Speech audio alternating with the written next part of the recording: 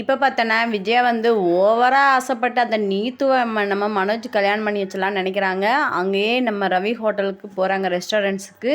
அப்போ வந்து உனக்கு மேரேஜ் பண்ணணும்னு ஆசை இல்லையா? எந்த மாதிரி மாப்பிள்ளலாம் வேணுன்றப்ப, ரவி மாதிரியும் வேணும் அப்படின்னு சொல்லுமே செம்மையாக ஷாக்காகிறாங்க. இதை வந்து நம்ம ஸ்ருதிட்டு வந்து சொல்கிறாங்க, இனிமேல் நம்ம ரவி வந்து அங்கே போக வேண்டாம். அந்த பொண்ணுகிட்ட நான் கேட்டேன், ரவி மாதிரி வேணும் மாப்பிள்ளன்னு சொல்கிறாங்க. இது சரிப்பட்டு வராது. நாளைக்கு உங்கள் 2 பேர்த்தையும் பிரிச்சுருவாங்க. எனக்கு பயமாக இருக்குது அப்படின்னு சொல்கிறாங்க. நீ தனியாக ஹோட்டலில் ஆரம்பி, ரெஸ்டாரண்ட்ஸ் ஆரம்பி அப்படின்னு சொல்லிட்டு இருக்காங்க ரவிட்ட. ரவி செம்மையாக டென்ஷன் ஆனாங்க. ஸ்ருதிட்ட வந்து நீ தான் சொன்னியா அம்மாட்ட ஏன் இதை பற்றி பேச? நான்லாம் சொல்லவே இல்லை. நீ கண்டிப்பாக உன்னோட திறமைக்கு ஒரு ரெஸ்டாரண்ட்ஸ் ஆரம்பிக்கணும் அப்படின்னு ஸ்ருதியும் சொல்கிறாங்க. முத்துகிட்ட வந்து என்ன சொல்கிறாங்கன்னா, நம்ம மீனோட அம்மா சொல்கிறாங்க, இந்த மாதிரி சீதா வந்து அருணை கல்யாணம் பண்ணால் பண்ணிக்கிடுவேன், இல்லாட்டி வேணான்றா. இவளோட லைஃப்பை நினச்சி நான் என்ன பண்ணுவேன்னு எனக்கு பயமாக இருக்குது.